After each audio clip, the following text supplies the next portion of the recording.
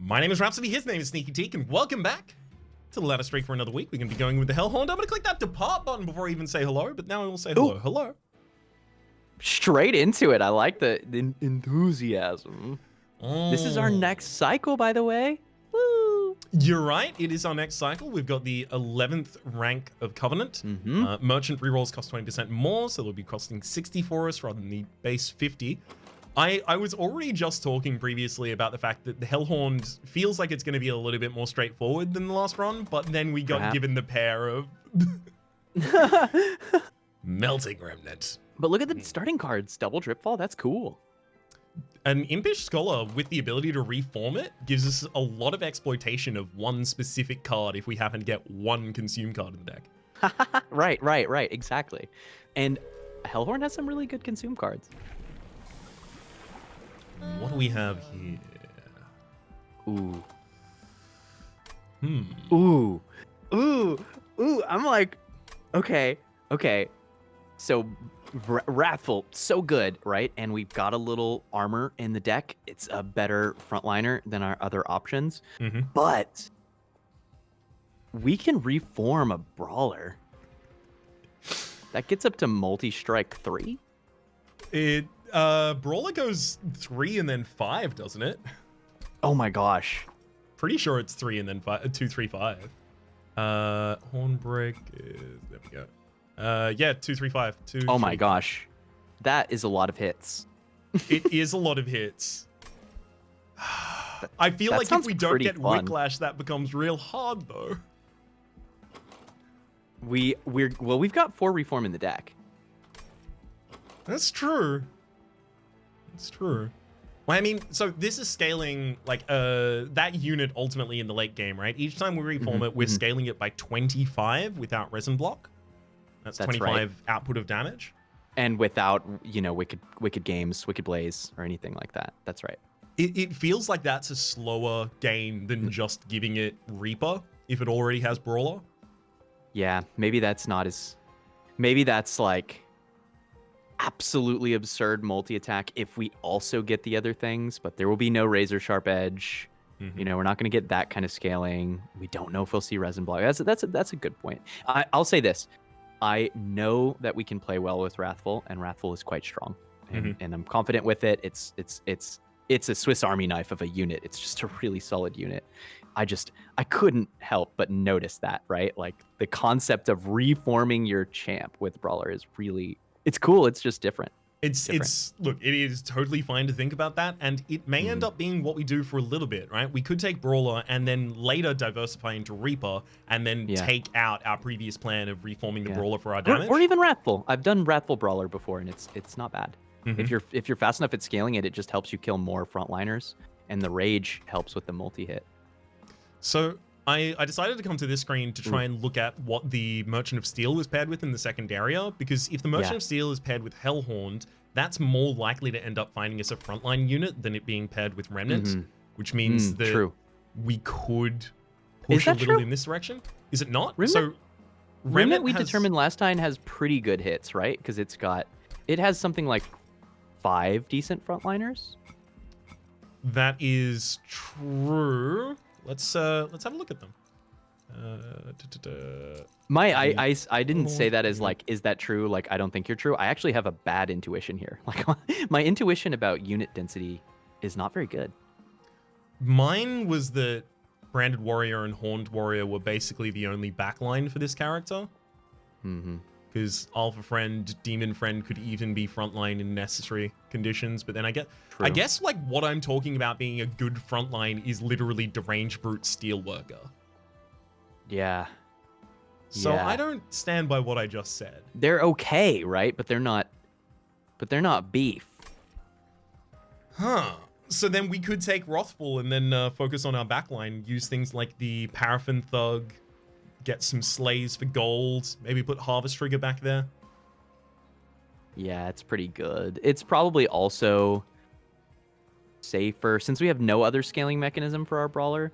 Well, rage things might exist eventually, but rage falls off if you reform. We should take Wrathful. It's going to be way easier to take trials and stuff. I'm also really, really keen on seeing more work out of I mean, jack strips 100% of the time here, right? It denies us some slay, but that might be fine.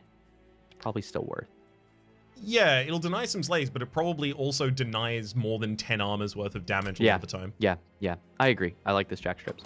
But I also don't play with the Wrathful that much unless I'm playing the Awoken pair with it and can give it spikes. Yeah, which is super strong. Yeah. So I'd be interested to see how we're going to utilize it here. Ooh. I wonder if gold. we had started with any rage, I would have been more inclined to take the brawler, but we just it was a lot of things that might eventually be. You know what I mean? Yeah, we don't want to end up in a position where we're playing around a thing that we don't end up getting because like the rage support that you want for this. What, you can find the Ritual of Battle, the Potion itself, the Fledgling Imp would be really good. But Fledgling, Potion, and the Ritual of Battle are no longer achievable after round 3, after floor 3. So just Hornbreaker, Torch, and I like Torch Hornbreaker the up Hornbreaker. top, actually. No? And here's why. We Hornbreaker up top, we Torch, Dripfall to kill off this whole line. And then the next line dies, and then we have a unit in position to kill Collector. Oh, okay. We're gonna be plenty strong to deal with things. We're out of the meta scaling days. The days of microing Little Icarus are over, and now it's just Value Town. I'm happy to finally be here in Value Town. Just put the Impish Scholar down. It's just like can't reform We anything. do want to figure out how to take advantage of these primitive molds. I will say that's otherwise we can plan to just remove a quarter of our deck, and that's not terrible. But it would be better if there could be something to do. And that's why I'm kind of liking this idea of using something like imps, you know, like chumping with imps and then bringing them back. That's at least some value. That could be a really, really good plan for us. It's just, you know what? I know how that becomes our plan. Okay. We draft a single imp in a box, and then the Impish Scholar creates infinite imps for us. Whoa, that's kind of weird. Okay, there's lots of cute things we can do. Now my mind is opening. My third eye is open to the Impfinity. Can you see it now? Why is that not? See into infinity. If they're gonna have a million friggin' imp puns, why is there no Impfinity? Oh, don't you worry. It'll end up in the game. It'll be there someday. Yeah, you're right. There you go. Get some free damage there. The imp puns drive me so crazy. They really encourage a lot of chat sections to focus on the imp Oh puns. my gosh. It's like it's the fastest route to remind people that you can make millions of low effort puns with things that sound like imp. It's like the GDQ chat room every time I find an imp card. Stop. And there's a Dripfall for the kill. Long-time viewer, first-time donor, Impfinity forever. Yeah, imp. I think especially in the case of GDQ, like I wonder how many of those are sent in before it becomes stale, and then people start to feel like, oh, my donation hasn't been read yet, and now it's gonna feel like I'm bandwagoning. That's true. Oh man. Everybody does it. Yeah. So I'm gonna go for the card pack explanation here off the top. Love it. It's a fun thing, by the way. I like this style. Yeah, I quite like it as well, especially for the first couple picks where we're really kind of defining things. Hornbreak is always good as a utility card, gives you the ability to get rid of some really, really nasty units in late game. In the early game, it gives you the ability to get rid of some nasty backline units. It just feels like it always has a pretty good position in the deck. Yes. Molting Imp also is here. Molting Imp isn't that bad. We would be reforming it relatively consistently. It kind of has a little bit of an overlap with the jack strips at the moment. In fact, it has a fair overlap with the jack strips at the moment. And they are both up against the pick, which is Hidden Passage. Because this gives us the ability to guarantee some access to Ascension in the deck. And that becomes really hard after the third round when we're just looking at, like Claw to put them in the Pyre room or the Tireless Climb. This is the Ascend card, right? And I think Jack Strips makes that not feel bad because Jack Strips does what the other two do. Oh, it's Wicklash. It's Wicklash, but I can't believe they did it to us. Yeah. This would have been so good for the Brawler. Yeah. So how are you utilizing Whiplash from this point on? You know, I still don't think it's bad. It says plus 10. And there's a world where we still take 1 or even 2 rounds of Brawler after this. And, you know, any other multi-attacker, which we can build ourselves potentially, becomes good. Burnout can help us kill units off that we want to reform. I mean, I will say that I think it's 1,000% better than the other 2 cards here. I definitely I think it is. I think us going into Brawler later and utilizing Burnout as well is very unlikely because we come back with no armor and no rage. Yeah, that's pretty brutal, right? That definitely wanted Reaper. Yeah. I still like the Whiplash here, though. I mean, dang, it kind of makes me wish I had taken the Brawler. Don't think about it. That's part of the fun of Rogues, you know? It's not. It's living with the decisions that you make, because when you make them, there's a good reason. But sometimes if we weren't streaking, I would have picked Brawler. Yeah. You know? Yeah, I think that would be a fair thing to take as a speculative pick early on. I'm happy to take this to just have a look at it. Yeah, let's see what happens. Let's keep the door open. That is one of the hard things about doing challenges like this is I'm the kind of player who, when I'm typically playing C25 or Ascension 20, if I had to see a decision that looks fascinating to me, I make it. Because the worst case is I lose. And in every case, I learn. And that's more important to me. That's my personal metascaling, right? But when you're doing a challenge like a streak, some of the particularly different or experimental lines become harder to take. You'll still do micro experimentation all the time. Think of all the runs in Monster Train and Slay the Spire where we've done like some crazy science. But when things are too far off of the beaten track or too uncertain, it can be hard to do it. It definitely can be. Although I find like a lot of the time when I take risks or try something out for the first time, it's because nothing else worked. And I'm in a position where I have to try something. Yeah. That's interesting.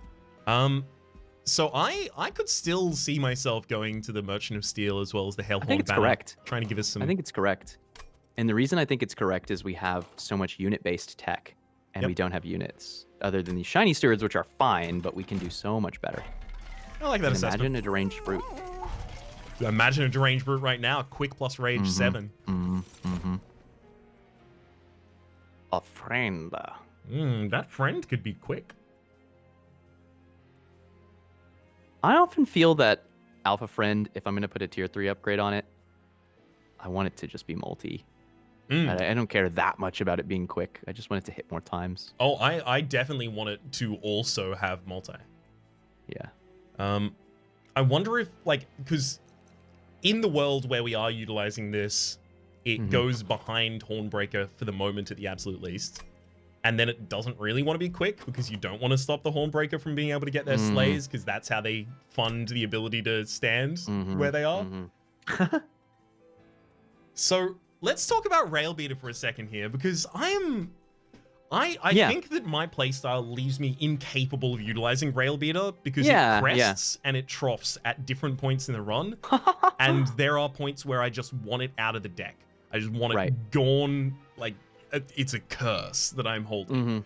But I've also heard other people talk about its value being effectively just a stat stick you can put in the deck, but also a stat stick that solves a problem for you in some fights. Do we want to open ourselves to the ability to play versatilely later on and take a Railbeater instead then? I think that Hellhorn in general has a bunch of units that often feel like stat sticks. And Hellhorn does a really weird curve of like that last, you know, it's weird to compare runs across videos, but the last run that we had, which you should watch if you hadn't, with Lil Fade, that's explosive scaling, right? Hellhorn can do that. There are ways for Hellhorn to do that. But a lot of times Hellhorn is kind of this value scaling where the units don't scale that fast.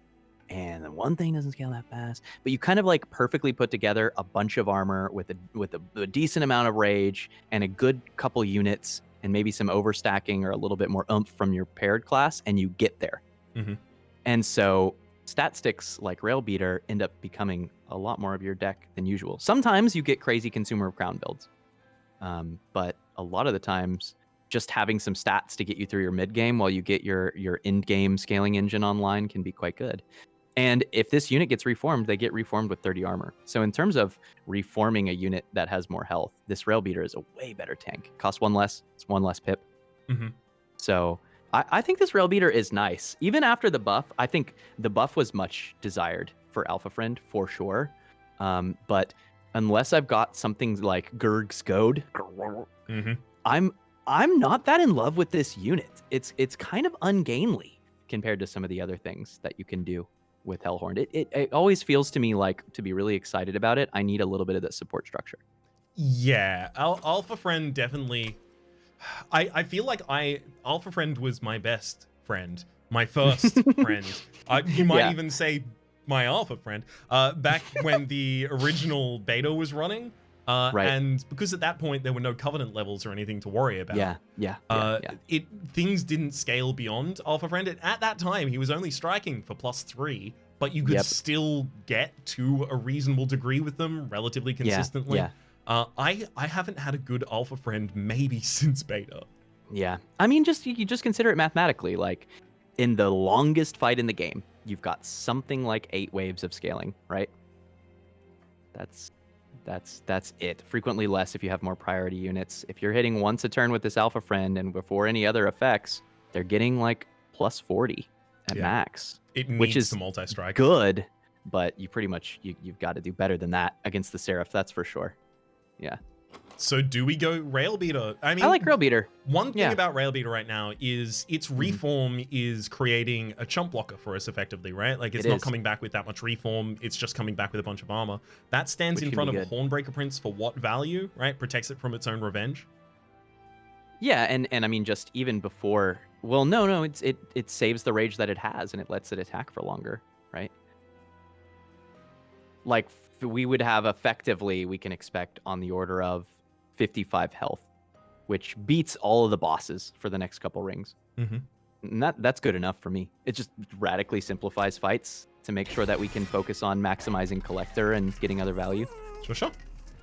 Do we want to give it like a Rage 7 that it comes back with every time, +14 damage? I feel like that makes sense if we're going to stat it. Give it both of these things, Rage and damage. That way it's cheap, you know? We've only invested 40 gold into it.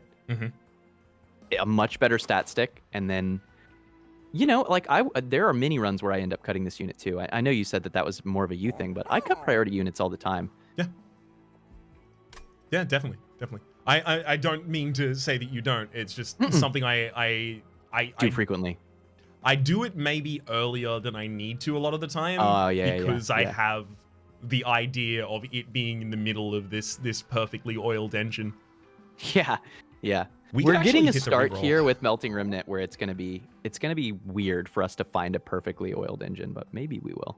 So what do you want to reroll for? Yeah, if we hit the reroll, what are we looking for? Because like it could get multi-strike and then it's it's pushback fine, I guess.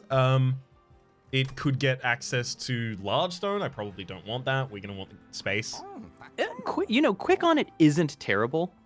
Because what Quick on it does is it also opens up this other door where we like get to push back that Frontliner before the round even begins and pull the other units. And then we could even put Rail Beater like behind our Hellhorned, so that they can kill backliners. Although the backliners aren't really living with the jack strips. Yeah. It's a little weird, isn't it? My intuition, if we're just following gut, is we just put +10 on this and move on. Save our money. Buy some goodies. Let's do it. I guess we could re-roll for Endless, but we have Reform, so that's, I think, a waste of cash. Yeah, exactly. We actually kind of want it to die a lot of the time as well. Spikes. Non-boss enemy units. This is fine. Set up in the middle line and just watch them all go.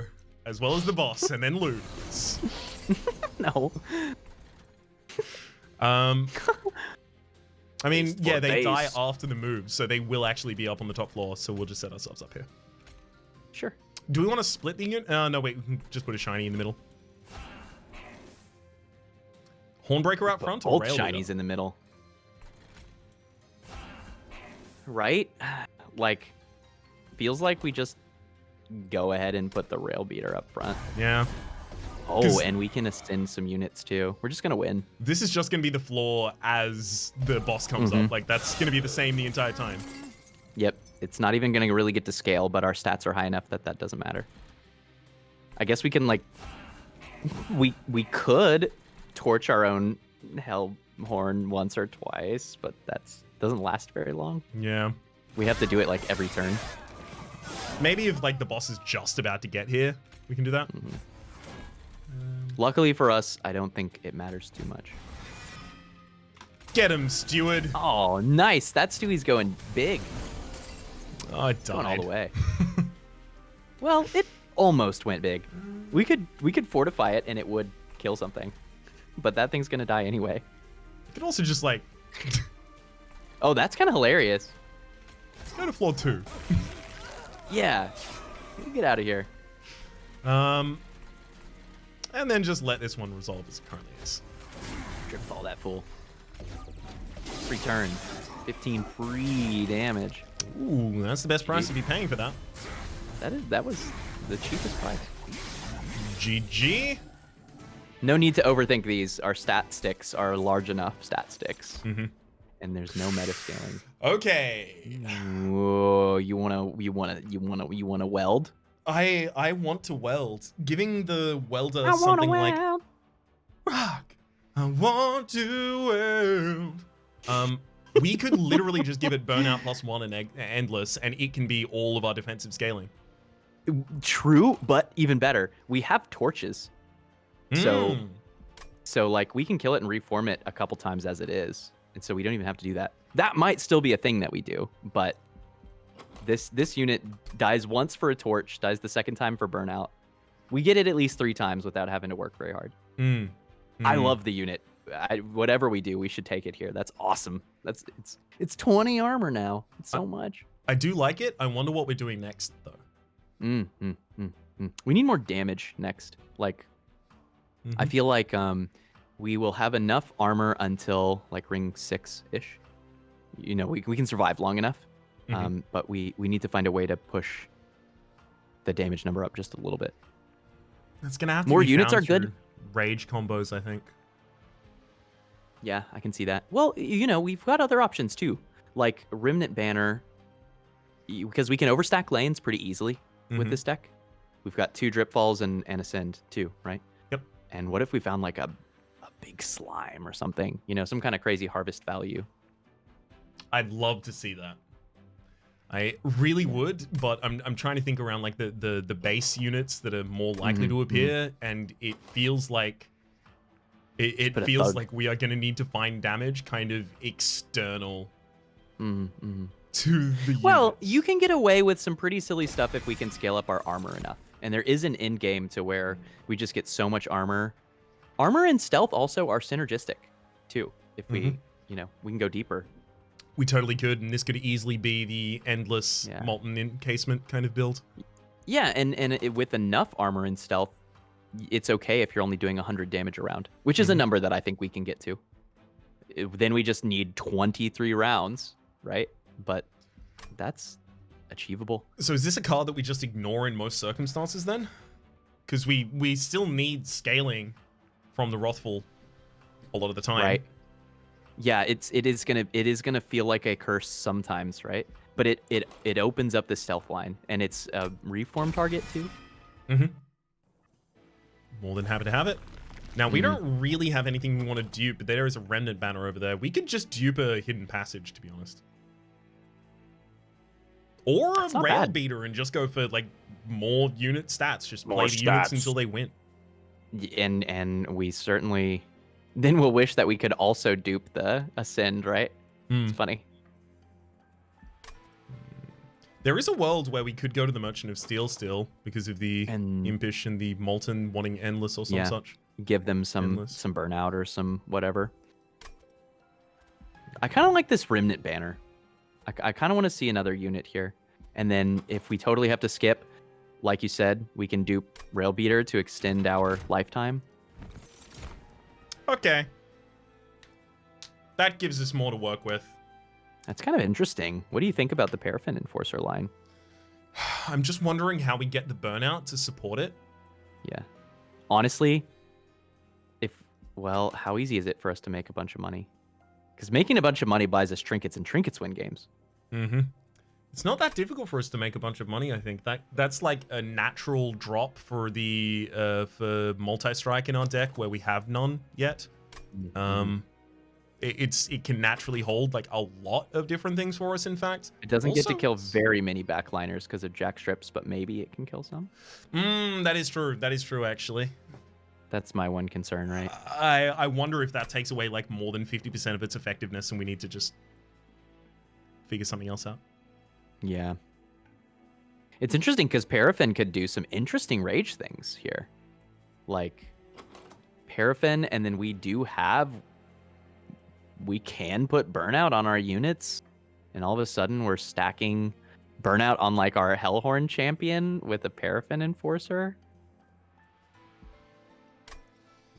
And we're overstacking lanes, but the question is, can we get Burnout on enough stuff? That's really what it boils down to, right? I don't think we can get it on enough stuff and support it on enough stuff. We just finished the second. Yeah. We don't get to see enough more units, and we don't get to see enough more cards. Mm-hmm.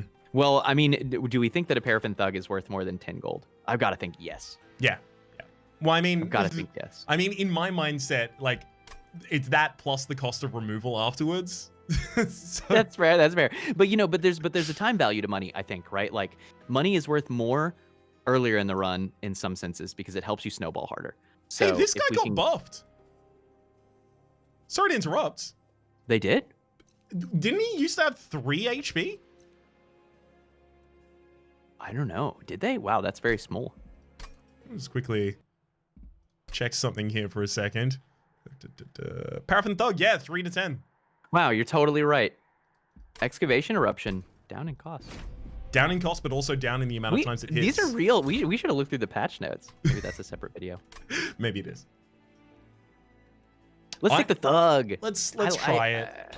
It's everything is strange, but the run will guide us. Ooh, we're still on 1 deadweight as well. Hey, this means the Impish Scholar gives us back energy and draw. We can suddenly generate ridiculous burst energy out of nowhere with this. Yeah.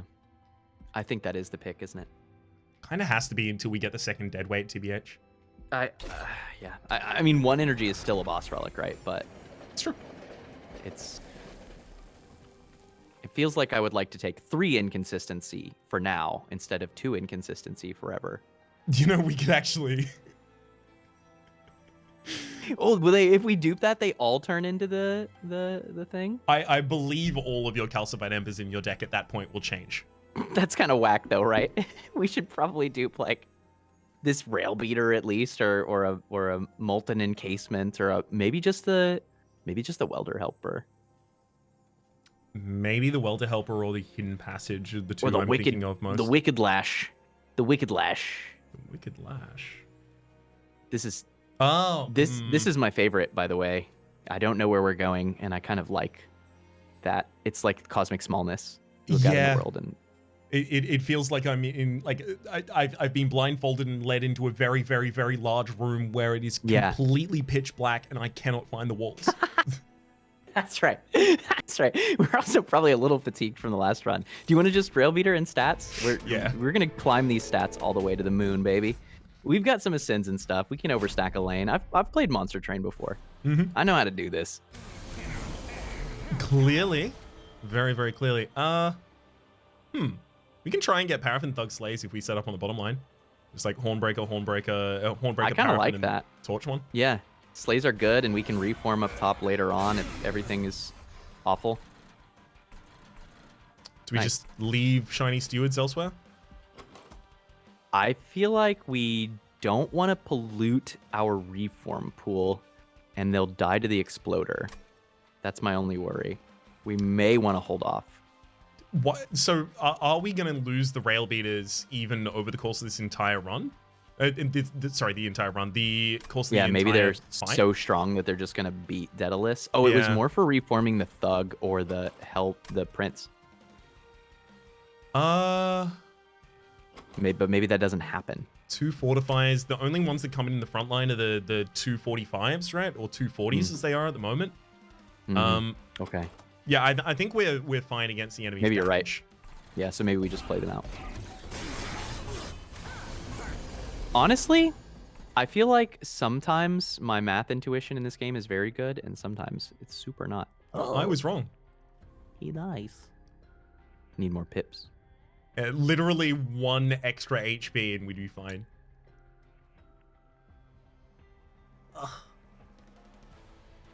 Oh man, So and these spawns are deterministic. I should have known that it was going to be 12 damage. Because didn't we torch them last turn? Yep. That's all right. We'll get a reform when we get back around to it. Can't believe you let that happen, Teak. I know. Honestly, I often wonder why they pay me. Are we gonna take 1 pip then? I'm gonna lean in there so that we can put 3 units together prior to hidden passage. He's back. He's doing all sorts of good things. I think a pip won't go astray because if we really want to, we can just fill that with imps. True. So I guess we're welding our rail beater, but then do we torch it or do we not torch it so that we can get the Hellhorn Prince back again? We've got 3 waves remaining. I think we can torch it because we've got... No, we've only got 1 prune and mold left in the deck. We've drawn through them actually pretty aggressively. Yeah, surprisingly aggressively. I think we definitely weld to help. Okay. It's just what else happens. Hey, you know what we could... no. I was about to say hidden passage on the Paraffin, just try and set up the midline to be already set for a kill. He's getting a kill down on the bottom right now, which is good. Making our cash slowly. Slowly but surely. I'll leave that and then we can torch it later if we want to do that play. Yeah. Torch the boss. 2 damage. What if that saves us? Who knows? It easily could could happen. Wilder things have happened. Probably. Let's get in extra on that. Let's whiplash. Let's try it. Yeah. And then fortify them, I guess? I don't know. Maybe that ends up being enough support. He certainly is large. That much is definite. 1 big 57. Man. Wow, the rage. It scales so fast. God, it really, really does. I just want to find more support for it. I know, right? Oh, Keep that. Here's my call. We are going to, hang on, what, do we have the Merchant of Magic? We do, cool. Merchant of Magic is up against the Hellhorn banner in the next area. Here's my call. Okay. We are going to, from this boss fight, get the 0 cost, deal 5 damage, get 7 rage. Ooh, okay. Then we go to the Merchant of Magic. Dark deal. Yes, Dark deal. We go to the Merchant of Magic in order to upgrade it, and in the Hellhorn banner, there's a Deranged Brute. We get double stack. Love it. It's all been called. It's actually called in the burnout that kills us here.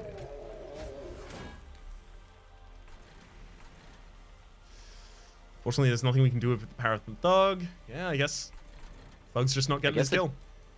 I guess oh no, it's not. I was gonna say, I guess a torch on the Hellhorn Prince is... No, it is. It's better than a torch on the boss, right? Oh, sorry. Because it's 2 rage. Well, no, but then it doesn't matter because we killed the front line. Oh, it is barely better there, but it doesn't. These things are not gonna matter. Like, we won. Could we have gotten the sleigh with the Paraffin Thug? Exactly. That's the thing I would have been looking for there. 1 Horn Storm is so big. It's pretty good, man. It is really, really good. And you know who 1 Horn's Tome is really good on? A Hornbreaker with Wrathful? Yes, actually. Do you know why? Because it uses its armor to defend its health. Yeah. I have like a slight concern, as I always do, of not being able to utilize the piercing 5 damage gain 20 armor, because that's such a great double stack target. It's true, it is. It's very good. I mean, we also always have the ability to put the 1 Horns on like a Paraffin in the backline if we feel like our health on the Hornbreaker is actually in question. Let's just take it. I think this is the easy pick here. Maybe Impulate. Whoa! Sorry. Instant overpick the Legion of Wax, but I'm with you. I'm totally with you. We've got the lane going on. So is it Pips then? Is it Pip? Yeah, it could be, right? Because it puts it think on it the is. same floor as Rage units as well. We have a real problem right now to where until we get to our Ascend and Descend cards, which there's only 3 of, and we really prefer the one Ascend, that we can only put 2 real units on a row. And getting to where we can put 3 is a huge deal. Hang on. Where do the Welder Imps go? Aren't we a 2-floor unit plus Welder Imp that has the ability to endless itself on that floor?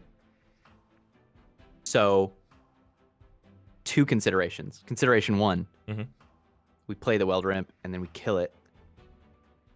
Consideration 2, we take more pips in the future. Consideration 3, we get the Rail Hammer event, question mark. We're not going to be sad about this extra pip, but you're definitely right that unit welder does not get better with it. That's true. It's a fair point. Unit encasement doesn't get necessarily better with it, but we don't want to do that until super late as well. The reason I'm thinking elseways here is because draw already here gives us the ability to get back to our calcified embers as soon as they become the X-Cap embers a lot faster. Gives us the ability to set up the One Horn's Tome a lot quicker as well. But I don't know if Tome that's the reason to ever go energy. Is it ever energy? Hellhorn certainly can take advantage of energy. Hellhorn definitely can. We will have the calcified We don't have the embers super in the deck. expensive, and we don't have the super expensive units for sure. We don't. Let's think about our next area first. Okay. Because that's a Merchant of Magic. We could easily just double reduce the costs of the One Horn's Tome there, and suddenly it's very castable. And that's almost definitely what we want to do. So if we're doing that over the Herzl's Horde and stuff like that, we're also going for a Hell-Horned Banner on that same floor. We get the Unstable Vortex as well for removing 2 cards we don't necessarily want. We have so much money. We do. Wow. We really have the ability to leverage it quite well. Oh, and we just... Okay, so what is the alternative to that side? Herzl's Horde and a Pyramane's Forgotten. We want to spend some money. I guess there's a Merchant of Trinkets ahead, which is really tempting. But then we won't get a Merchant of Steel until Ring 7 for our Deranged Brute, I guess. Yeah, it's Ring 7. I think Which we take might that, be okay. because this merchant has Herzl's Horde and Forgotten Boons next to it. This is like the best. It's incredible, right? But it's a reason, like, if we go left this next ring, we will be loaded for the Merchant of Trinkets. Because there's a Forgotten Boons there too. But then the One Horns is like unusable. I think it's pretty important that we upgrade. So if we are duping the One Horns 2 times here, we open ourselves to the ability to avoid this Merchant of Magic and get a Hell Vent before the 7th, getting a second One Horns Tome as well. And then we certainly have our damage online, and we can make more money because in the fights that are covered, we can One Horns the Paraffin Thug. We are building a portfolio of answers. Okay. We will have an answer. But where are you leaning here? Because I'm still genuinely, my intuition is still Light of the Seraph, and I cannot tell you exactly how we'll use it. Like you're definitely right that we have answers for these floors at 5 because of the desire to use 1 pip units. Yep. But I am just very sure that in this run, with the way that it's going, that will benefit from having a little bit of pip leverage, and there's even a chance that we end up taking a second and just go up to 7. And then it gets really easy to do the kind of things we want to do. I think I currently exist within the world that we are going Wrathful 3 using the One Horn's Tome in order to give some extension to it, giving it the ability to generate just frankly way too much armor. That's our frontliner. We no longer really worry about the Molten Encasement, so we don't need a 7th pip to go along with that and 3 2-pip units on the floor. But I'm in the world where if we take the Light of the Seraph, I'm going to start pushing for the possibility of in this final... final area is the Merchant of Steel on the same side. I can't go against the Merchant of Trinkets either. What I really want in that world is upgrade and dupe the Deranged Brute. Put that on the same floor 2 times. Yeah, that's pretty hype. It benefits from it both times. Gosh, it would be so strong. Man, but even the 1 is going to be huge. right? Yeah, we might be like in doing that in the realm of much more than we need, right? The realm of excess. If we take Light of the Seraph do it. right now, we can also do like Wrathful, Deranged, and Paraffin Thug without having to find Ascend. If we had more Ascend, I don't think I make this argument. But it's where we are. More rage things? I mean, like, if it goes on the same floor as a Deranged Brute and a Wrathful and ever gets a Slay, it's worth its weight in gold. The problem with this Branded Warrior is that it gets us to 5 priority units. Yeah, that Deranged Brute's going to be really late at that point. I mean, now, if we wanted to cut one of the priority units, then if and when. But I don't know how excited I am to cut our super stat sticks right now. In order to replace them with an unupgraded Branded Warrior that we won't upgrade until floor 7. Yeah. Right. And even then, it's competing for upgrades that we still want to put on other units still. I feel like this is skippable. Honestly, I think the deck has the units that it needs at this point. But I love considering it. You love to see it. Yeah, absolutely do. We'll go for the reduction cost here. Plus 10 just straight up on a torch. Unless we're only torching our own lad, which is possible. And honestly, we might want to save this gold for the trinket shop, since the backliners are dying to jack strips anyway. We still reroll and take the -1 again, right? Because we're looking to dupe and we haven't got another Merchant of Magic between now and then. Yeah, I think that's important. I agree. There's nothing to consume remove from. I mean, this One Horn Tome currently just comes back with the Imp we have in our deck. True. But then we need another energy so we can play the Imp and then play the thing. Yeah, it is going to start having problems after the Calcified Embers as well.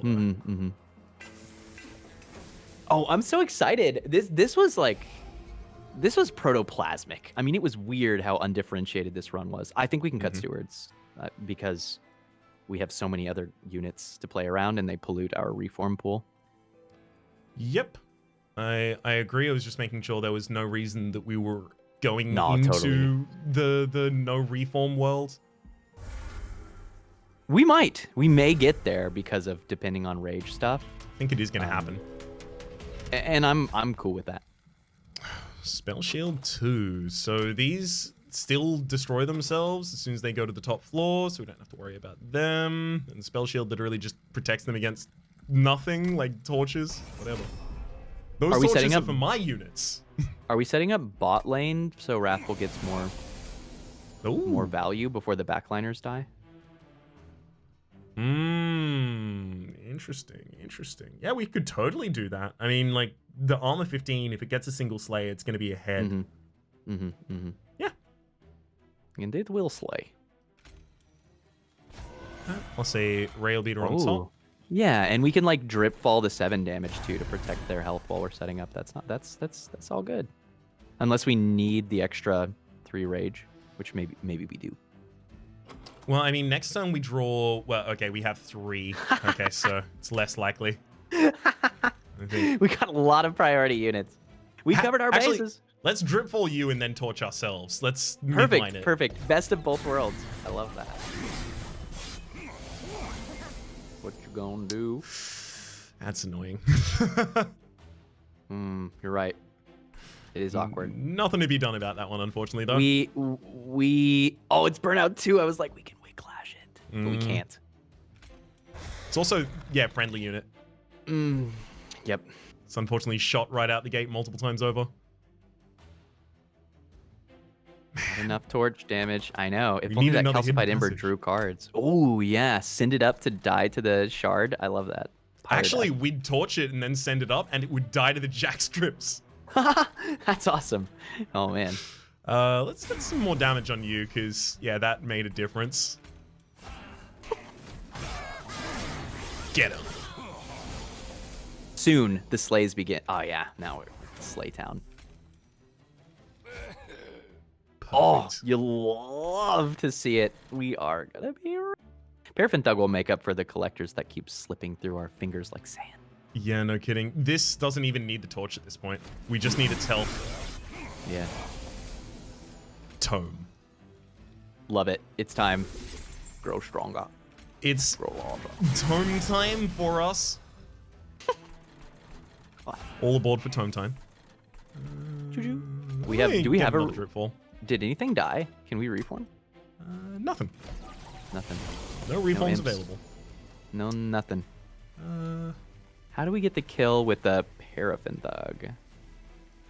Okay, well, this is doing 300 damage at the moment, so I just don't think that's possible It's now. never happening. Can we get the... Oh, if we had 2 ascends, we could, like... No, we Send can't. the Paraffin and the clipped. Yeah. It's all good. GG. Nice round. GG. We certainly got him. By the way, we said we wanted to find some scaling damage. Did you see that lad in the front? Yeah, I mean, it's... Jeez.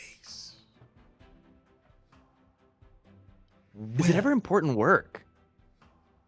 So how many more imps do we include in the deck, right? We don't get any of the base ones anymore? That's true. Is it ever That's just true. Impish Scholar?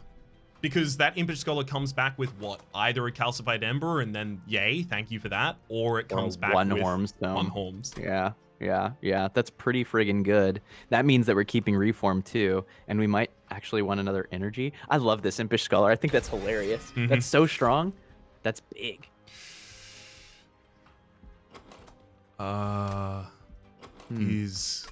Is it early enough that we take resin removal for the ability to take additional challenges, like spike challenges or... I think so. And resin removal, it's not even just challenges. Like resin removal sure says that the cloaked boss no longer has any stealth. You know, it's like this is... We will find utility for this card. If we don't have a guaranteed use of the other 2 that we want to play into, then I think that's an easy utility pick. Yep. Unfortunately, it does not have the ability to clear Fragile, just in case anyone was wondering. Oh, I didn't know that. That's good to know. Yeah, it makes sense. Not a green buff or a... There's that resin block. Bit late, though. Firewall, Boon of the Blacksmith. I do like that, like, I can already see, had we taken the Brawler, had we really gone into the multi-strike plan, we had support. We could have found it. It would have been the double Wicklash. It would have been... You know, the reforms, probably the Wicked Blaze that we just passed over. There was a little... There were a few times that we already were feeling sad about the Hornbreaker Prince being in Wrathful, and then immediately weren't sad about it anymore. We found... Yeah. Well, and it's just something to be excited about for a future run. Like, I really think that you can do the Brawler Melting Remnant thing, and we'll do it someday. Light's Gift does nothing for us. In fact, we want units to attack if they get to the top floor, because if we're ever set up there, we need the revenge. Improved Firebox gives us the ability to do some stuff, maybe? Like, it makes turn 1 Horns more approachable. And if we do, we are on Hellhorned, which means we could find Broken Horn. And then that's just energy for the fight. I mean, I think it's the pick here, because if we do, we would love to not feel the need to take an energy relic, right? I want to reroll here. If I think we so too, find but it, we're good. Before you do, I want to say something that is super important. Sure. Boon of the Blacksmith, Firewall, and plated armor. What is it called? Something plated, shielded plating. Boon of the Blacksmith. Plus 40 health. Yeah, the plus 40, the one that we passed up earlier. I can't remember its name for the life of me though. I slept on these. Fortified plating, something like that, right? Anyway, I slept on these for a long time. And what informed me was this idea that it's like, well, I could... Yeah, precious plating. Nice. I could improve the survivability of my heart, the thing that gets hit when I'm dying, or I could just get better with my units and snowball harder, right? And I think that that's a really solid intuition for games like this. And it plays out really well up until you get to like the 20s in the Covenants. At which point, I think that those are some of the best relics in the game. It's just so much value. In most runs at C25, you are going to leak some. And a Firewall early in the game can be in the hundreds of extra effective health, especially when you start injured. So we may not be taking them here, and I'm at peace with it. We're at 90 health, and we want to get more busted, right? I think we do reroll. But I just want to emphasize, particularly for newer players, don't sleep on these. They're seriously good. Yeah, I've had a Covenant 25 Firewall that has blocked just an absolutely insane amount of damage over the course of the run. Yeah. I'm less... And it opens trials. It's true. It It lets you play units in a way a little bit different. Like you can play strategically better too, knowing that you have some health to spare to put your units in a better position to scale through Relentless bosses, which gets harder and harder. So they're really good, just numerically really good. Yeah, it's definitely appreciated in that realm. I gotta say, I get less of that from the Boon of the Blacksmith, and that might be because like I don't leak that much a lot of the time. Like it's very much, if I leak, it's because I left a backline unit that I hadn't yet had the ability to account for, or a frontline unit that happened to reform all of its HP. In which case, the Boon of the Blacksmith suddenly like really shows up against those full health units. But I find myself finding the Firewall and Precious Plating more consistently useful at C25. Firewall and Precious Plating are for any leak. Boon of the Blacksmith is for leaked frontliners. Right. Do you take Consumed Crown here too? It's a reasonable question. I don't think it's bad, but I wonder if it just so pales in comparison to how the Hornbreaker already scales that like when the Hornbreaker is already scaling, it's not necessary, and when we need it is when the Hornbreaker can't already get a kill. Because we can matters a lot more if we have multi-hitters, right? Like this Consumed Crown represents like, I mean, in a big fight later on, we're gonna kill 15 units or something, so it's plus 30 damage. We can hold this money for a while. We could. We're not threatened, is I guess ultimately what I'm saying here. Like these Impish Scholars are now returning 2 X-Scavs or X-Scav and 1-Horns. Like they that was pay a sweet for pick, the by the way. Horn. That bag, that's a go bag. That's a go bag right there. I find it really difficult to turn that up, even if I have like 2 imps in the deck, because a lot of the time you have enough time to make those imps be what your deck does. So if we're not going to take this Consumed Crown, which I really do think we may be underrating here, I even without multi-hitters, I mean, in a typical fight, since we're not doing any kills with spells, and since we're mostly no longer planning to reform our main fighters, right? We're reforming like imps and stuff, right? I expect this to represent, you know, on the order of 20 to 40 damage across our units, which is that's a lot of damage for a single relic to provide. While it is, it's then compared to a unit that by all rights at this point will have multi-strike 4-ish by the end of a fight, and deals in the previous fight 250 damage per pop. The multi-strike makes the extra damage worth even more, right? That's true. But here's my alternative, which you might like. Save some money and buy a couple removals here. I definitely love that. I want to get rid of the rest of the stewards. Definitely. And I'm considering removing... I think that's just good enough for now. I would consider removing a priority unit at this point. I think the consistency. Deranged Brute is so important for giving the Wrathful the ability to start getting their early slays that I think I agree. I think we can get more value out of the Paraffin Thug, but maybe I'm being optimistic because we have the Deranged Brute and we have Wrathful. Like we already have our damage engine. When does the Paraffin Thug get damage through? Maybe it is the Paraffin Thug instead of the Railbeater. The real play is we figure out how to have at least one round where we put 1-Horn's Tomes on the Paraffin Thug. Like we just get strong enough to do that, which frankly we might be with the right setup. Especially with the Impish giving them back constantly. We can find one to spare. Yeah. It's just, does it ever kill if it's the one to spare, right? Because what healthy unit is it behind? It's behind Railbeaters. The Railbeaters are probably, if I had to guess, further up than our main slaying floor.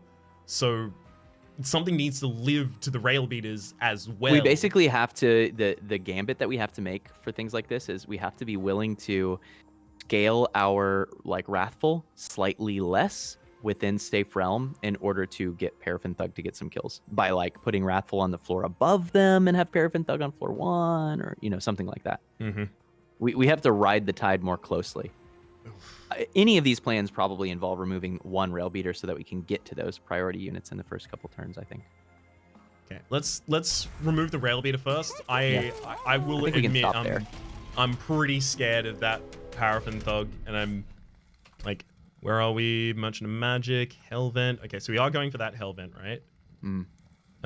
Yeah. Then this Merchant of Steel. I'm pretty much looking at this Merchant of Steel. This is very much me, right? To remove the Paraffin and the other rail this beater. is good. I'm talking about a gambit for like one fight. One fight, we get an extra 40 or 60 gold out of it. That's massive. You know? So we don't have to do this consistently. We just have to find one shot, one opportunity. You know what I mean? Yeah. Would you take it? Or just let it slip. I would not let it slip in that circumstance. Hey, we've already got the priority units for it. We sure do. I think Paraffin goes in front of Deranged Brutes. Has to. I think. And then we're just letting everyone else die to... Yeah, and we want to be on row 1 so that we can actually kill these sycophants. Okay, perfect. It begins. Good thing we have the energy. I guess Railbeater goes up top to catch Collector. Yeah. Yeah, it's a relatively good idea. I am worried a little about this overcharge tank, but I think the rail beater and the other rail... Wait, hang on.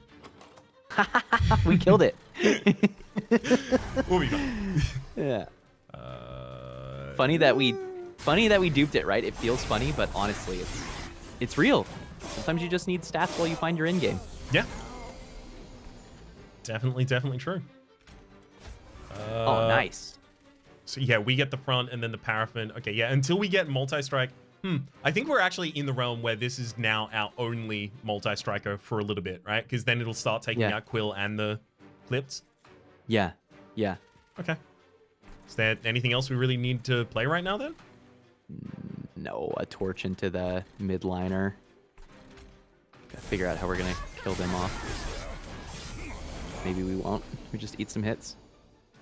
Oh, I don't know. Impish Scholar is here, so we can get back an Excavated and a One-Horn Stone. We haven't got One-Horns yet, though. Stuff. Oh, we have to draw it? Yeah. Okay, but we can draw it. The Impish Scholar will draw it for us. Ah, you're not wrong. You're not wrong on that front. That top floor isn't looking great. We can drip fall it past. We can put it up front in the top floor, because we want it to die anyway, so we can reform it. We don't want it to trigger the Harvest trigger, though, and get the +10 on the enemy, do we? That's a good point. Part of my thought was actually we Impish, then we drip fall the Overcharged, and then we Wicklash the Impish, getting it to actually deal some damage, and then it dies next round. That's cute. I like that. I like that. That's a really sick line. Thank you. Very creative. It's about as well as we can do right now, I think. How do we get a kill with this Paraffin Thug? Right now, I don't think we can. I think we can just kill the backliner if we wanted to save up against that. Sure. Seems very valid. That was nice. Yeah, worked out pretty well. Gosh. Why can't we find Tom? Why do you have to be at the bottom of the deck? We're gonna draw it. No! We're never gonna draw it. Okay, well, that's fine. Oh, and we can also kill one of the Impish Scholars too, so like that's all good. So is there anywhere where there's not Harvesters? No, it's every floor. For now, but we could drip fall one of them. Maybe it's the top one. These drip falls are getting increasingly worrying, like, oh, we're about to have a floor that's real bad. Yeah, no lie, right?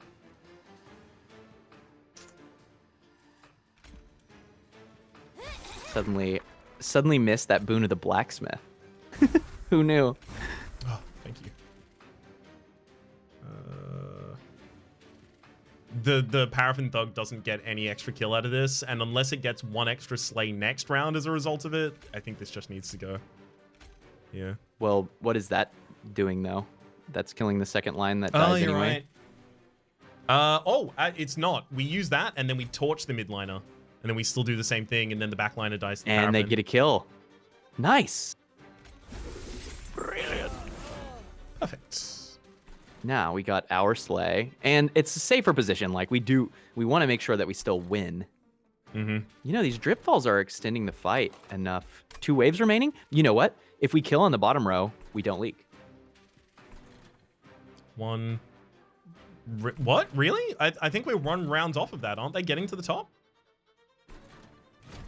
Oh, right. It comes at 0. No, you're right. Yeah, there we go. I got ipso factoed.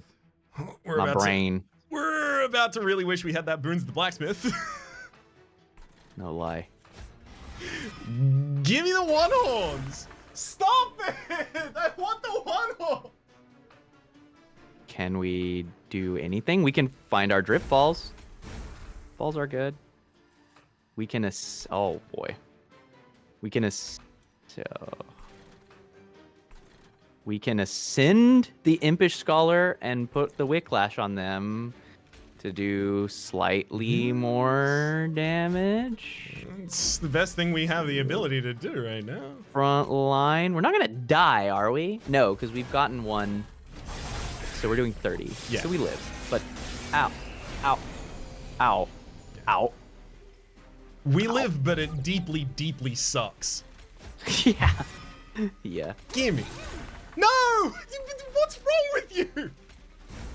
No, but you know what? This was really important because it taught us something that I don't think we had considered much. We are hilariously bad at frontliners until we're set up. Yeah, it's pretty tragic. This actually was like the perfect run for boons, which is hilarious. But we've just got to figure that out. We'll figure it out though. It'll all come together. I'm surprised you didn't want the inflame there. Yeah, the inflame is like just keep going. It's like reasonable, but I sincerely believe that this can be repeatable and broken. No, for sure. Absolutely agree. As long as we can make sure they die. Yeah, no kidding. Make sure they die, right? I don't think we can make enough things die consistently enough to use Fatal Melting when we really need it. What about Memento Mori? I've never been impressed by Memento Mori. I'm looking for the run that it happens in, and even like even runs like this, where we have a reasonable amount of like imp deaths occasionally, it still feels like it's just like it feels like you really need to double play it somehow for it to be valuable. Well, we're having this weird situation too, to where it's like, I'm glad we took Jack Strips because it has been value, but we are fighting it.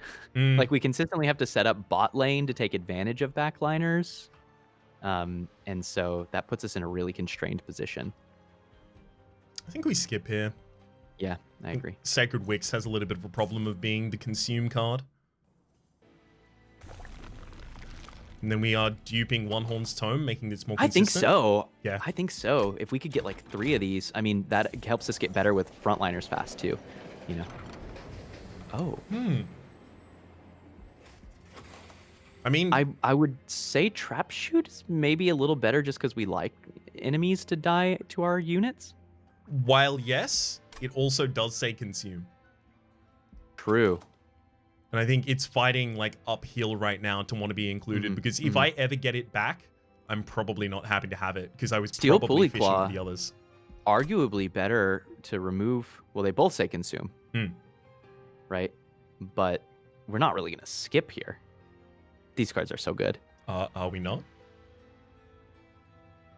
Bro, that's wild. We just said we had trouble with frontliners and we're going to skip the answer to the frontliners. All right, fine. You know what? No, I love your style, man. You're like, listen. But we have the One Horn's Tomes. Would you like an answer to frontliners? And you're like, well, this pollutes my pile. Yep, that's actually exactly the voice that I say it in my head as well. I love it. They're the rage. This is the hardest enemy in the game. Okay, we really do have to think about how to not die. Oh, nice. Oh, is that just the answer too? Oh, but then it doesn't do any damage. Yeah, exactly. We kind of like... How much damage do we want it to deal to us? Because not that much. That kills us. No, but if we kill the Quill's Marksman, right? 12, 25 total, right? We take 3 instances of damage, giving us Rage 9. Rage 9 is 18 damage, but it also gets the plus 27 from Deranged Brute.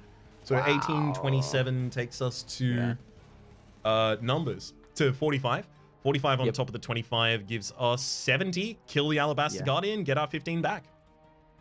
Yeah, you're right. That's a hell of a play, too. It also leaves an Alabaster Guardian in the front line that is losing rage. That is really good for powering up the Hornbreaker. I am a little worried about the HP on the Hornbreaker, but we can chump a unit next turn if we need to. Very true. Very true. You know, it really is a fast setup, and we do have to be fast, don't we? Yeah.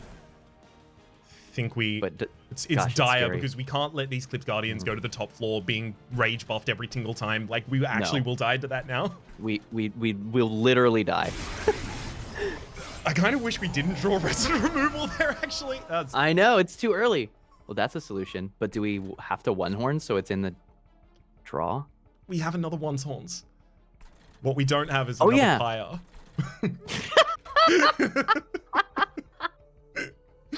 You only get one, Teak. You only get one. Paraffin Thug's job, I think, is to die. Hey, the funny thing about this is that it gives us exactly 80 damage for the Hornbreaker to kill the Clipped Reflector as well. Wow. These Guardians, they're so scary. They're like way scarier than they should be. Because they keep us from fixing things on the above lanes, but that's why we took Steel Pulley Claw, so that we wouldn't die. And what a great take it turned out to be. Isn't it nice that we're at 1 health, so the one horns literally doesn't matter? Mm-hmm. Yeah, I'm gonna die if you hit me anyway. You can't change my fate. The Thug will get kills. It's gonna have a lot of difficulty. Maybe we just put it up front then to die so we can reform it again. I mean, it's gonna die this round anyway with a burnout. Oh yeah, you're right. I kind of just want to get more rage. Agreed. More rage. Well, do we want more counter rage? Rage with rage. We could just get plus 30 armor on the unit right now by putting the Paraffin in front, right? That's true. That's pretty good. Let's do that and then trade that for rage. Nice. And we can pretend that I didn't whiff playing the Dripfall, because it didn't matter either way. Yes! Dripfall, Schmipfall. It begins. Yeah, you'll die on the top floor. Hell yeah. Yeah! Nice. It worked! Oh my. Oh my. Oh, it's getting obscene. It begins and it will continue. Look away, children. You mustn't see this. Do we Welder Helper on our unit and then kill them? Yeah. Put them in the reform pool? Yeah? Yeah. Yeah, that's fine. That's all right. It's fine. Especially with the Ashes of the Fallen. Plus 40 is solid. Oh my gosh. It's 40 armor. That's so much. Wow. It's really, really damn powerful. Hey, Impish Scholar as well. Come on. I love you, Impish Scholar. So we're getting pretty strong. Just a little. At this phase. Maybe we get some stealth. Because I think our damage is okay. I don't know. I'm probably gonna... There we go. 130 times 5, much better. Relentless. Oh, well, actually... Yeah, let's... 130 times 6. That does look better, but... What about more? Now reform one? Are they dead yet? Right. Nope, not that one. Oh. There we go. Yep, there we go. Yep. Yep, there you go. Okay, now. Times 7. Better. Okay. Paraffin Thug, get the kill for us somehow.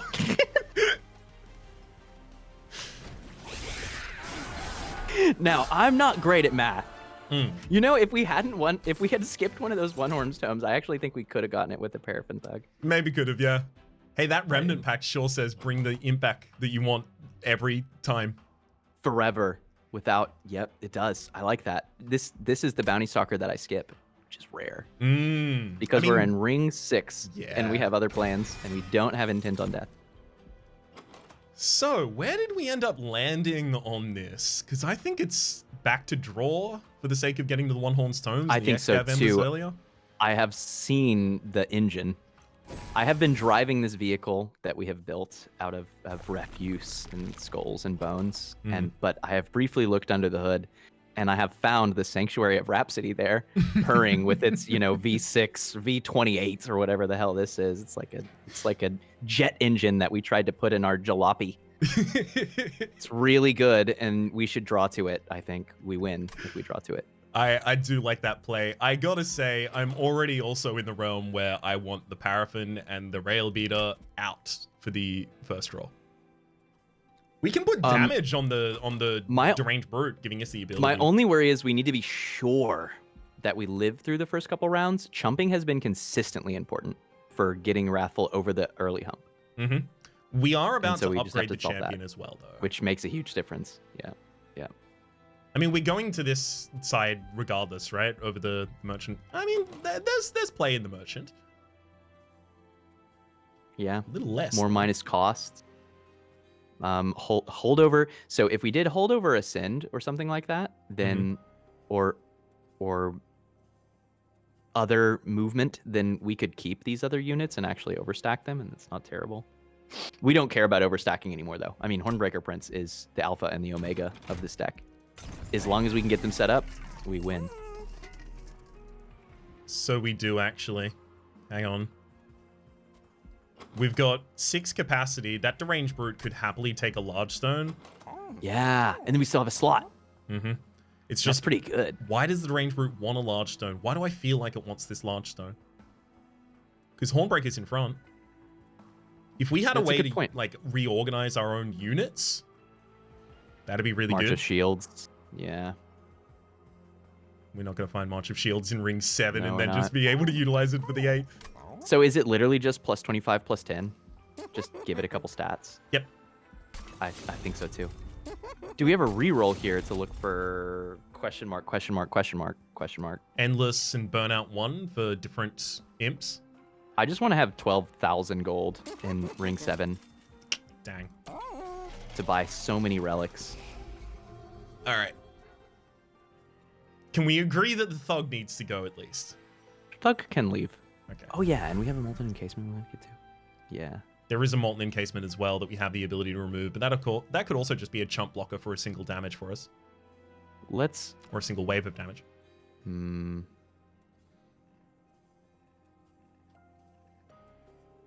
You know, it occurs to me in this moment. Oh no. I keep forgetting jack strips really changes everything. It really does change a huge amount of things for us. Yeah. I think at this point, like it's Wicklash or it's Rail Beater, and if you want to keep the Rail Beater, I'm happy to remove the Wicklash instead. Feels correct to me. Cool. Get out of here! It feels like we're one ring too early. Wrathful. This is gonna be more so health good. to begin with makes a huge difference. Giant difference made from that. Non-boss enemies enter with spikes 5. Damage. What the first wave doesn't have a steel wings, right? I think you're right. We can find the damage for this, and even in a weird universe, we can put the Rail Beater on that bottom line as well instead of the Paraffin missing. It is important that we kill them though, right? Because if too many things leak, the spikes is effective damage, right? Steel Wing says 5 damage. Yeah. We can is pretty bad. We can take this. Purifier means we're again desiring to set up low, and they have enough health that they live through jack strips. So that means we could choose to like set up on row 2 and take 1 a turn, if that's an advantage. I think we can take this.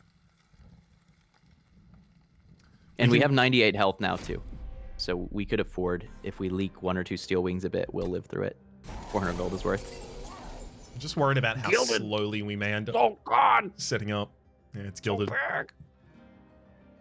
Oh boy. So then, can we get away with Hornbreaker on row 2, put the Rail Beater down on row 1 to soften, and Hornbreaker deranged row 2, and like start torching the Hornbreaker to start getting their rage going? Yeah, it needs to get the rage from somewhere. I was thinking it's either that or it's the Hornbreaker deranged, like the whole play on the bottom line and then just torching it as well. We should think instantaneously as well about how much damage it's getting out of each rage. It's getting 5 out of each rage, and every instance of damage against it is also giving it 5 rage, so it's getting 25 extra damage every single time it takes a hit. So if it went on the bottom line and took a torch as well as 2 hits from the enemies, it's getting plus the spikes. Well, it's actually 4 hits. It'll get that after it hits the enemy, but it gets the 75 damage before it hits the enemy. which still isn't enough to get the kill. But I think if we just have another torch next round, we're pretty close to it. I like this. The big weakness of this is before we get our One Horn's Tome, that Gilded Wing lives. Yes. Yeah.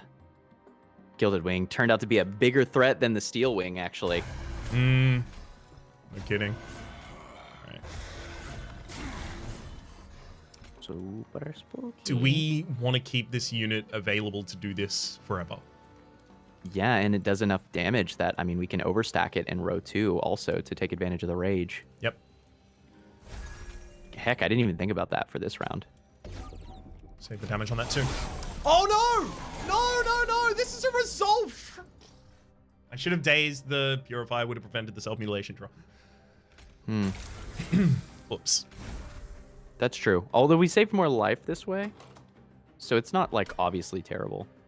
Impish Scholar gets back the Excav as well as Remnant to put on itself. On itself. Yeah, that's actually great. There you go. Stick with us forever. Oh yeah, we weld in. It's definitely not bad. We're not getting anything out of that top floor though. Which is too bad. We live. For now. But we have more drip balls. Stop it. I need the actual thing. tome. Well, we'll draw. We'll draw to it. This is why we in small end. Oh, those are spikes are buffs. We may have just saved ourselves. So which line though? I mean, that Steel Wings isn't that threatening when it gets to the top lines. 81 HP, it'll deal 15 we're damage killing to us. now, right? So we can resin removal the top because we're almost definitely finding One Horn's Tome next turn, and then we're like actually starting to clear with our Hellhorn. Sure. We got there. We can do that, but let's use the Impish Scholar for more draw first. Sure, and see where we are. Yeah, that's a good point. Not where we wanted to be. Oh, wait. We can reform them. And also, we can put Endless on another one of them and then start torching them. That's true, Although but then maybe they we don't don't go want into to the play reform that. pool. Yeah, so maybe we... Which one do we torch first? The one that's not Endless, so we can reform. Okay. If you torch one that's Endless and then you draw, you get it back immediately, right? Yes. Okay. So yeah, like if we wanted to, we could torch this before we play any of the Excav Embers. The excavated. I kind of like that. Have we accidentally just... Did we build an infinite? It's pseudo. It's getting close. We're getting real strong. That's why I was so excited to get some removals. Tome! Please, Tomes. Please, listen to the song. Well, we can do more. We've got more scholar. We're still very scholarly. Thank heck! Tome. The dream is real! The dream is real. Wow. I mean, we're gonna need another tome. Keep going. Thank you. It's happening. All right, yeah, dream is real. Dream is so real. I'm gonna make them all endless. So, tomato. So we definitely resin removal top row now, right? Yeah, 100%. Can we also like remove the top row somehow? Can we find a drip ball? How do I? No access to anything. We're out of tools. It just deals damage. Yeah. Hey, at least it doesn't spikes. Yeah, no kidding. I'm so glad we persisted on that turn because, good lord. No lie. But that's what this deck is. That's why the removals are very good. Mm-hmm. We want to get to the point to where we're like getting close to being able to do that setup on round 1 or 2. It is. I'm gonna say eminently possible. Yeah. Kill you and then Excavate. What we need is not only a little bit more draw and removal though. It's just like, gosh, just to find a little bit of a. We just need a bit of a boost to the rate that we scale up Hellhorn right in the beginning. Which maybe means we're back to duping Deranged Brute. But then we can't take advantage of the Welder Imp. How much does the Welder Imp matter compared to a Deranged Brute, though?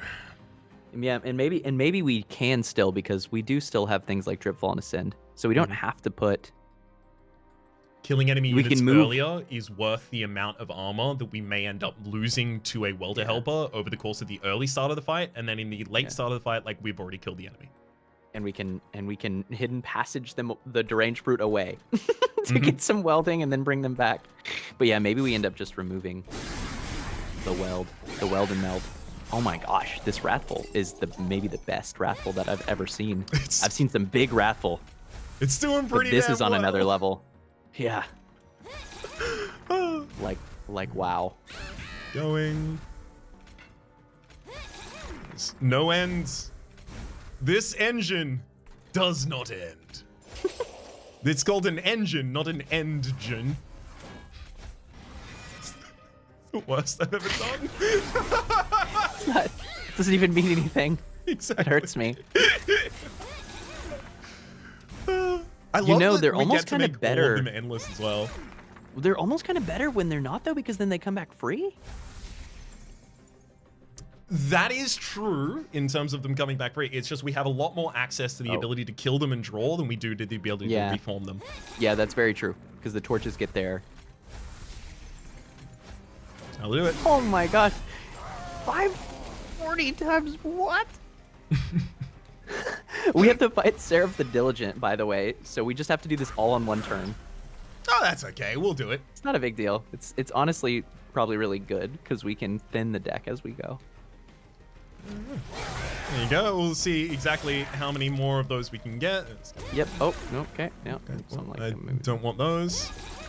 Oh yeah, there's more of the stuff that we want. We'll play one Excav Ember, and then a Tome, and then this one. Oh yeah, okay, there we go. That's pretty much perfect. Oh well, we don't have enough. Oh no, I had to kill one before I did the draw in order to actually play two of them. Oh well. Maybe we'll see. We can torch one still. Oh, but we can't draw them. Yeah, too bad. GG. GG. And now we ascend the boss. T, no. You're right. 5,300 damage isn't enough. No. Oh god, we did find the March of Shields as well. It is kind of cute. Is this ever Pyre Chomper? Surely not. Okay, what universe isn't in Pyre Chomper? The universe in which our money energy buys us a the horn, the unbroken horn. Yeah. Because then that's enough energy to actually just keep playing those one horn stones. But we're not really having trouble getting at least one play out, and if not two. I mean, we're frequently playing it 2 or 3 times a turn. So I think skip. if we really wanted to, we could try and take that end flame. Yeah. Are we gonna go to because that's 20 damage. Merchant of Magic in the next area, definitely, because there's a Hellvent next to it, so it's a good good double stack target for us. Double stack, yeah, and we don't have a lot of that. Like, what else are we double stacking? We are rich. We are just straight loaded. Only other double stacks is Steel and Dripfall. We might want to take that just to have a double stack target, and if we're trying to get online faster, that's certainly a way to do it. Don't think any of this is necessary or relevant to us even. It's wild to be looking at an Intent on Death and not have any plan for it. That's so rare. That's such a good card, but it is. Well, there's the Unbroken Horn. Wow. We don't want wing clippings though. That's actually awful for us. Yeah, you're right. There's our energy solved forever. Stone, but we can't. From the units gain extinguish, apply armor 5 to the front enemy unit. Wait. Can we? That's an extinguish effect. Oh crap! No, we have summon effects. Okay. I was like, yeah. Do we play out all of our scholars on the floor with the Hellhorn Prince, and then keep killing them and gaining armor that way also? We're torching them. We can, but I wonder if that's going to be less valuable than cutting a card. Yeah, that's pretty fair. Let's look at our upgrades and/or we get 2 free removals. So what are we cutting? We could permafrost that Steel Pulley Claw. We could. That's not bad. It's a good card for us. For this Seraph, are we still setting up bot row? Because if so, we actually need the Rail Beater to deal with Light Wings. So we're not removing the rail beater in that world, right? Right. Yeah, And we I'm might happy. want to be bot row so we can actually catch the backliners, right? That seems to be pretty good. I'm happy setting up on bottom floor, Or definitely here. we could do mid row, I guess, right? Because don't light wings have 3 health? They do. Yeah. But the light wings will still, like, the ones that get spawned errantly on the top floor will still make it up there. Yeah. We still have to, but I'm just, we would like to set up our Wrathful higher just to have more time to get them online. And so I'm trying to find the excuse that we can set up above the bot row. And now the backliners are healthy enough that we can. But yeah, then we still need something. So I like that. I like having Rail Beater up top to catch light wings. And then eventually we may just end up ascending Wrathful and the Deranged Brute, right? Which would be great. Okay. I like perma on Steel Pulley. I think that probably helps us. How about we one cost some torch? No, it's too cute. I was thinking of saving energy while we're using them to cycle endless units, but Well, I mean, we're gonna put free on some things, right? we may end up doing that. It's true. Oh, we haven't re-rolled our relics yet, too. Oh yeah, you're right. Wait, we did. Oh, no, we did. We purchased the 2 and then rerolled. Do we upgrade? Do we take a tempered talisman? No, because sometimes we torch our own lad. Yeah, And we like that. fine without that. Okay, so we're thinking make something cheaper. We hope that we re-roll into a double stack. In which case, the thing we want to make cheaper is the Inflame. There it is. So good. Rage 8. That is plus 40 damage. Hey, what if this is what we sometimes need to get back from the other units, so therefore we actually want to decrease its cost? I mean, it certainly is the thing that protects us in the beginning of the fight, and we know what happens on turn 5. We win. Yeah. Right? So we only have one side of the fight we really have to worry about. Let's do that then. We have 2 free removals too, by the way. Yeah. So we've got those and we've got the dupes. We may want to just remove like spells because we don't want them to consume to the diligent. Oh gosh. Yeah. I didn't think about that. So we actively want to play our consuming spells first. Yep. Because we don't want to pollute the pool. That's fascinating. But what are we removing? I think it's like primitive mold torch, for exactly that reason. Or we could just get the fortifiers out of there as well, but I think they're probably a little easier to work in around the edges than the 2.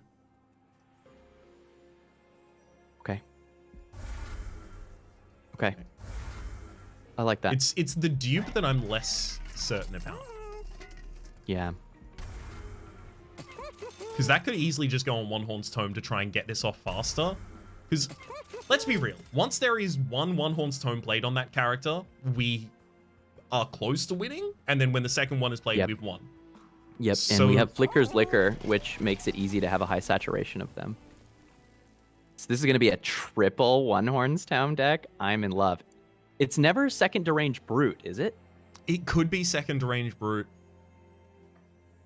It's +3 as well. That's probably how we see the biggest numbers, too, if that's a thing that we care about. I do like large numbers. Cannot lie. And they've got, like, decent health. I'm not allergic to double Deranged Brute. Let's do it. Oh, I'm so stoked. Okay, this run has been all over the place, man. Yeah, no kidding. It's not quite as linear as we thought it would be, but we sure have we found it. It's here somewhere. And Yeah. every fight we have to rediscover it. But it is there. Every day. Oh, man. So, okay, so floor 2, right? But that means we have to deal with these Absolvers. Are we at peace with that? So they are We going could to just be... steal Pulley Claw the Absolver, which is not even terrible. We could, but that means the first Impish Scholar is probably getting back a Steel Pulley Claw as well as something else. But, I mean, this Impish Scholar may want to just be played and put a Remnant Pact on it, so we have an endless Impish going through. Which gives us the ability to steal Pulley Claw, then play this. Yes.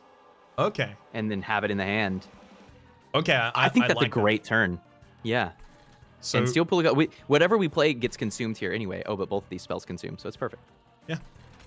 Hornbreaker, ranged. Send him. We can also, at no cost, make another unit endless, because this gives back 2 anyway. That is true. And so why don't we do that? What are we going to make endless? I don't think anything matters with it, but we can do it. It's fun. It's cute, and it's fun.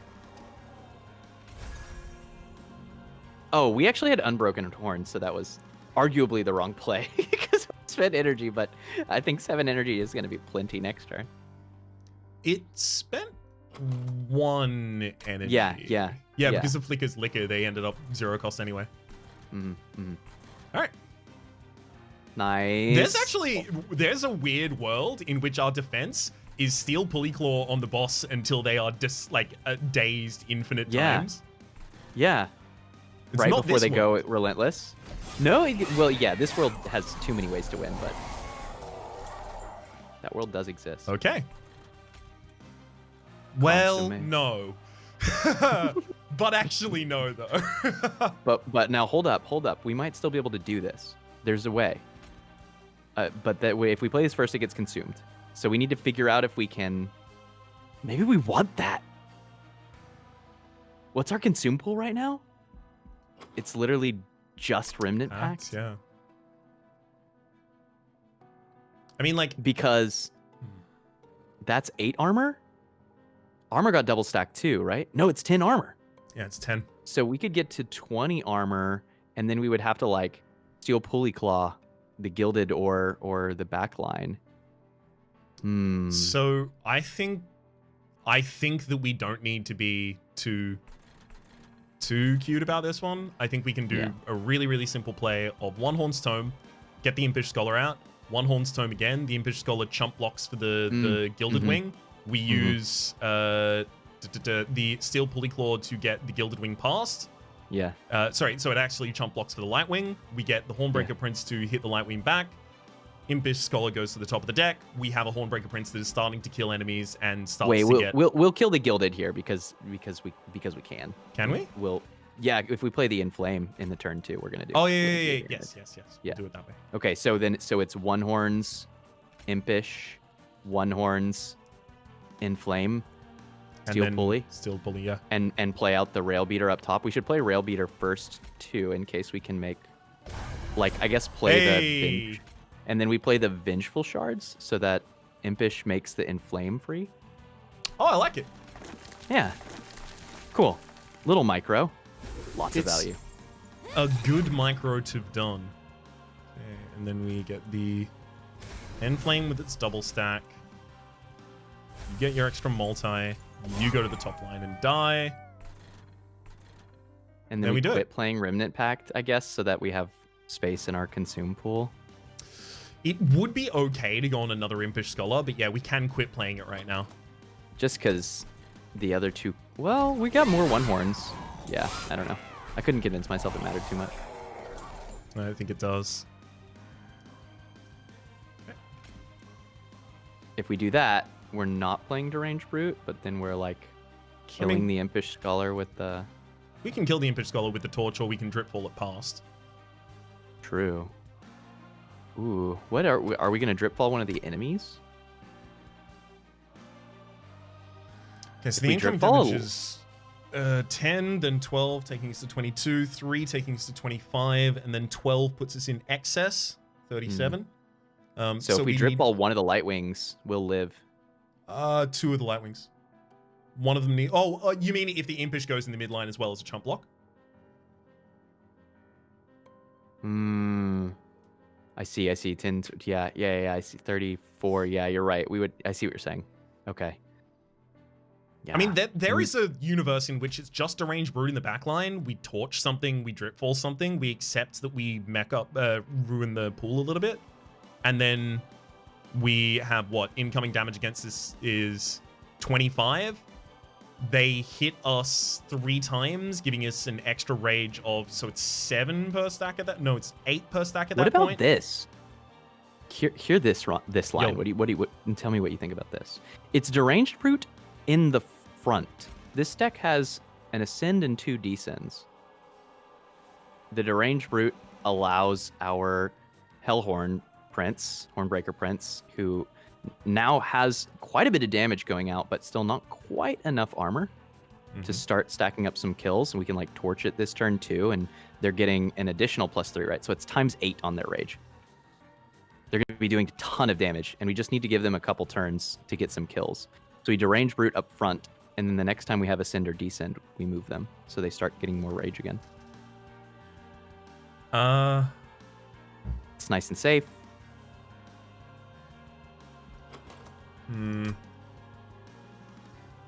It feels weird just because it feels like the Impish Scholar and some play with the spells can accomplish that as well as leave the deranged brute to go to the top floor to be descended later. I think there are so many moving parts. Oh, in I this see turn what you're. that I see what you're doing. I see what you're saying. So you make it easier to bring into the mid lane by playing it up top and then drip falling it later. Yeah. Versus I'm looking at using Ascend and Descend to move it later out of this row once we've successfully set up. Yep. Yeah, Exactly. and if we survive this turn and actually land a couple slays, but how many can we land? If we torch this unit one time, they're 100 by 3, so they're only getting 2 slays. Versus, they are still being attacked first by 3 enemies, right? right? So 3 enemies attack the Hornbreaker Prince. They get 15 rage. They are currently getting 5 yeah. damage per point of rage. So that's Yeah, another that's 75 plenty. damage. Yeah. Okay, but like, what? Okay, so what's your line that safely gets us there?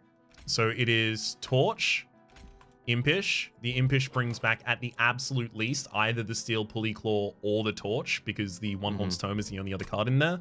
We have the ability to kill another unit on this floor with that. We only have 3 units going into the Hornbreaker Prince. One of them's even getting chump blocked by the Impish. We end up leaving the Hornbreaker Prince getting enough damage and the ability to kill all the units on this floor. We put up the range Prince on the top floor and then drip fall it later. And we can drip fall this turn the bottom line Absolver. Yeah. Yeah, or even drip fall the deranged brute this turn. We can overstack. Yeah. That's a thing we forgot about. That'd be viable as well. Yeah. Okay. Nice. I like that line. Torch, Imp. That's our Torch again. So we already have the Hornbreaker Prince surviving. In fact, I don't even need to jump anything And now else. it will always survive. Yep. That's enough. That's enough that it will always survive. It's also So then, worth noting, yeah. this deranged brute is going to be dazed for 2 turns even as it comes down, so we can't kill that light wings with it. So we can just use a torch to kill another unit and then be fine. Well, we've got the top liner to kill them. No biggie.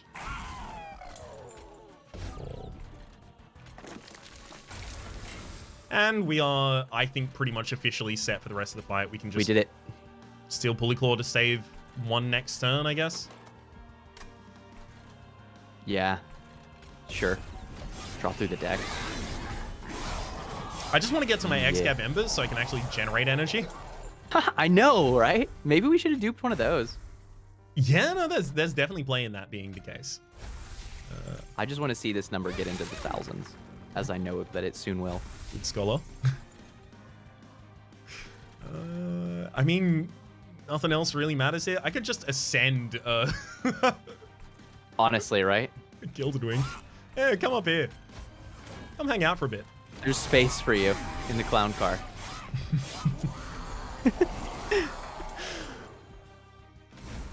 Now we're talking. It's too full of clowns.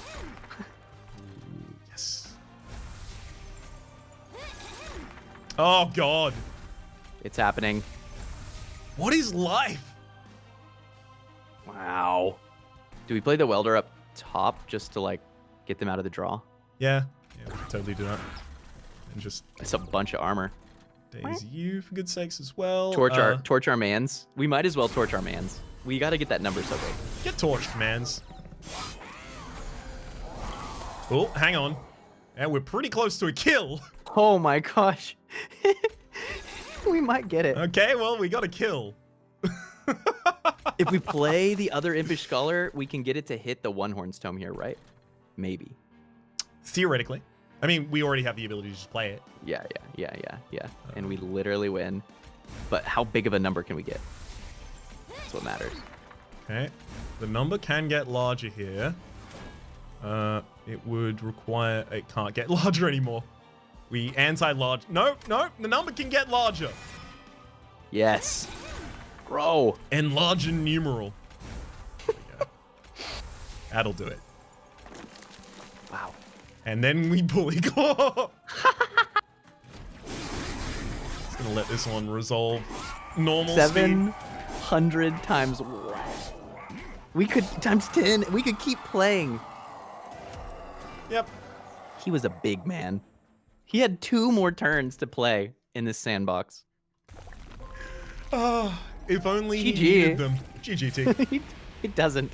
It's like, imagine, you know, going to see your little sibling or pick up your kid at the elementary school, you know, like a kindergarten. Mm-hmm. And you go out to the sandbox and you're like, oh yeah, there's my little bro in the sandbox, and oh my god, who is that?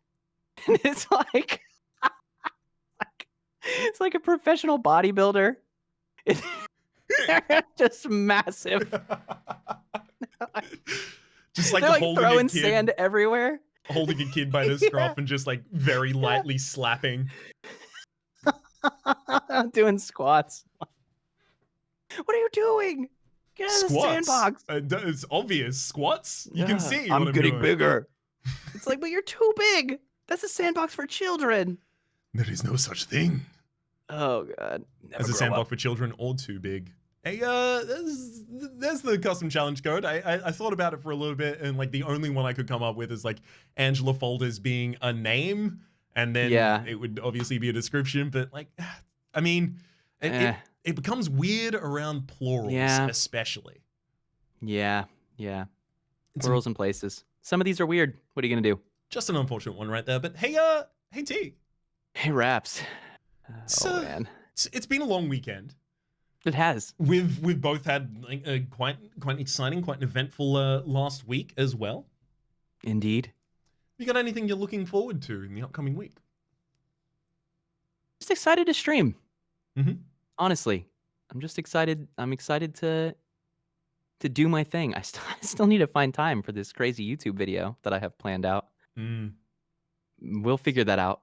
But I don't know. I you know, I haven't talked about it on this show. I've talked about it on my stream before, but I streamed full-time and worked another full-time job for a year and a half before I ended up leaving that job and moving to Texas. And part of the reason was to get closer to family and reduce my cost of living so that it would be easier for me to take a leap of faith and to really invest in my dream job. And this is definitely one of those weeks where I'm just thankful and excited for the opportunity to create content. It really is wonderful, and I feel a lot of agency in my own life having made that decision and taking that leap.